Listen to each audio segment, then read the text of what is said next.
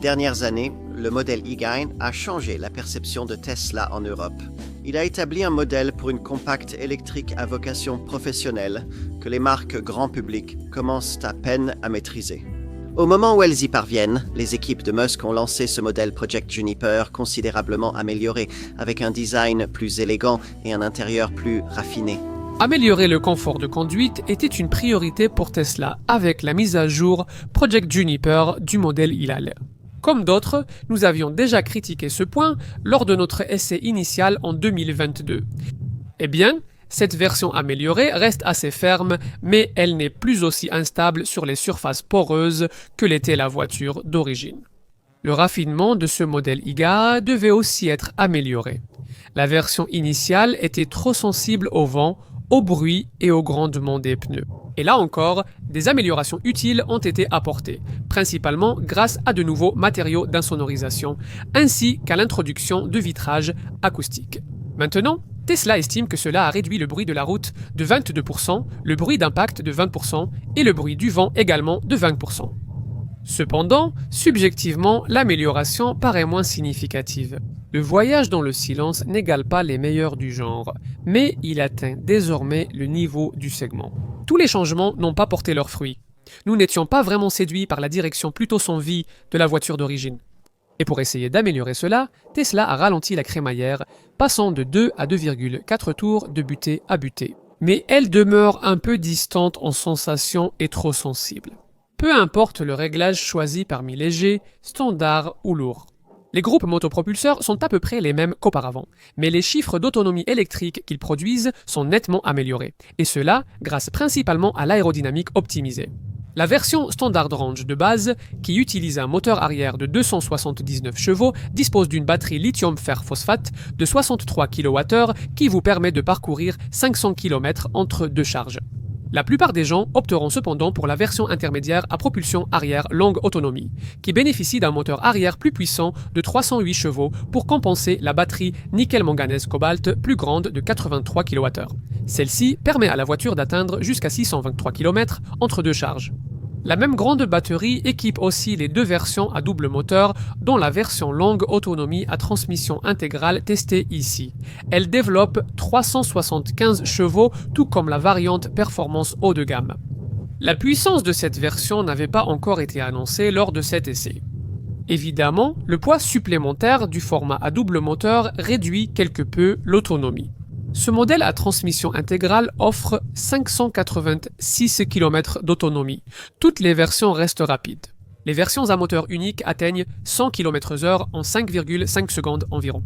Une statistique que ce modèle à transmission intégrale améliore à 4,1 secondes pour atteindre la vitesse maximale de 201 km/h, toutes versions confondues. Ces chiffres supposent, bien sûr, que vous sélectionnez le mode d'accélération le plus rapide parmi les deux proposés, Sport, l'autre étant Chill. Mais plus tard, Tesla a introduit deux réglages de régénération de freinage pour notre marché. Ici, on les appelle modes de décélération.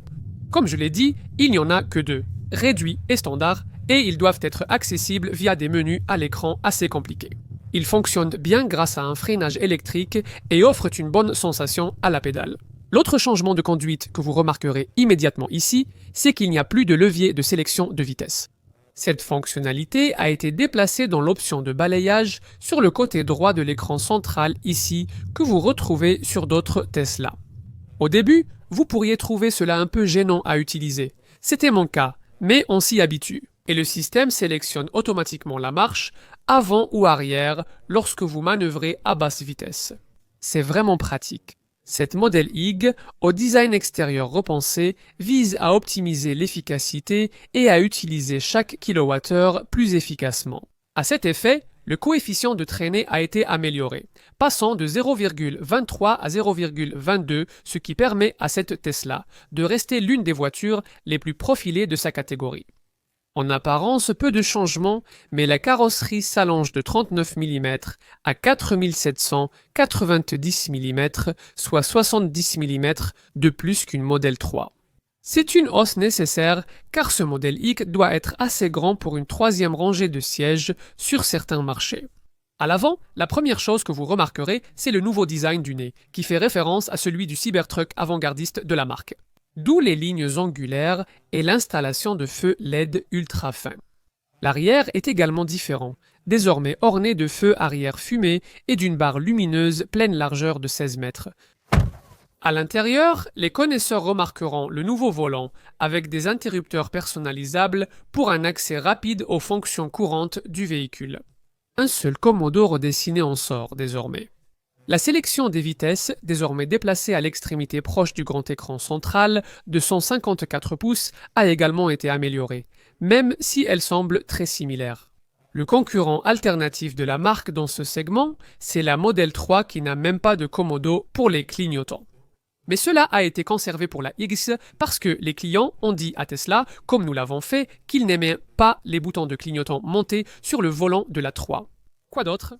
Eh bien, ces sièges avant ont été repensés et peuvent désormais être ventilés. Et, comme auparavant, il y a le choix entre des finitions intérieures noires ou blanches. Cette console centrale ici est également nouvelle, recouverte d'aluminium véritable et dotée de couvercles coulissants avec un mouvement précis et fluide qui se rétracte pour révéler à la fois un porte-gobelet et un espace de rangement supplémentaire. Et il y a encore plus, les ports USB-C offrent une charge plus rapide de 65 watts et le Wi-Fi est désormais 300% plus rapide. Et le vaste toit en verre, bien qu'il ressemble à l'ancien, est apparemment entièrement nouveau lui aussi. Il réfléchit davantage l'énergie solaire, ce qui aide mieux à garder l'habitacle frais lorsque le soleil brille. De plus, les indicateurs d'angle mort sont désormais intégrés dans la zone du tweeter de la porte avant. Sinon, l'habitacle minimaliste reste pratiquement inchangé. Le bouton physique ici a été réduit au strict minimum. Les fans de Tesla semblent apprécier cela, mais nous et d'autres y voyons un danger potentiel pour la sécurité, comme souvent avec la marque. Ne perdez même pas votre temps à chercher un bouton de démarrage, un interrupteur de frein à main ou des commandes physiques de ventilation. Même les bouches d'aération elles-mêmes sont assez difficiles à voir, n'est-ce pas ? Il est temps de regarder derrière. La grande amélioration ici à l'arrière, c'est l'ajout de cet écran tactile supplémentaire de 84 pouces pour les fonctions de climatisation et les jeux qui peut vous connecter à YouTube et Netflix. Mais il y a aussi quelques améliorations moins évidentes, comme le fait que les sièges de la deuxième rangée ici disposent désormais d'une fonction d'inclinaison électrique. Ils offrent aussi plus de confort et de commodité, avec des boucles faciles d'accès, des coussins plus longs et des renforts latéraux plus profonds. Le chauffage des sièges arrière est toujours présent, l'espace pour les jambes reste généreux et un adulte peut s'asseoir au milieu. Non seulement grâce au plancher complètement plat ici, mais aussi grâce à l'espace prévu pour qu'un passager assis au centre puisse glisser ses chaussures vers l'avant sous cette console saillante avec ses deux aérateurs. Le haillon électrique s'ouvre désormais sur le même espace de chargement de 886 litres qu'avant. Cela semble élevé, mais Tesla mesure la capacité jusqu'au toit, contrairement aux autres marques qui s'arrêtent à la ligne de fenêtre. Il y a maintenant une tablette arrière qui n'était pas fournie sur les anciens modèles. Et c'est un bon espace carré et utilisable qui est nettement amélioré par ce plancher polyvalent avec ses deux panneaux à bagages et un puits profond en dessous. Un dossier arrière à division flexible 40-20-40 est proposé, ce qui permet de glisser des objets lents comme des skis sans déranger les passagers assis à l'arrière. Si vous avez besoin de plus d'espace, l'aplatissement du dossier de la banquette est facilité par de petits boutons électriques à gauche pour le rabattement des sièges. Vous n'obtenez pas un espace de chargement complètement plat, mais la capacité de 2138 litres ainsi libérée devrait suffire à la plupart des propriétaires. Terminons par un regard sur le coffre avant, peu importe son nom. Voilà, à l'avant, il ne peut pas vraiment avaler des valises comme celui de la Model S peut le faire. Mais avec la version à un seul moteur, sa capacité de 117 litres est probablement suffisante pour deux petits sacs souples, comme avec ce modèle à deux moteurs. Ce chiffre tombe à 88 litres, une recharge courant continue de 10 à 80% dure environ 30 minutes, mais une charge complète peut prendre plusieurs heures selon la station. Quant à la recharge courant alternatif à domicile, Tesla estime qu'il faut passer de 0 à pleine charge. Une wallbox de 11 kWh recharge les deux batteries du modèle Zimbabwe en environ 7h30. Mais la wallbox de 7,4 kW, que la plupart des propriétaires auront probablement nécessite 11h45. De nos jours, bien sûr, le modèle Y a une tâche bien plus difficile qu'à son lancement initial en 2021.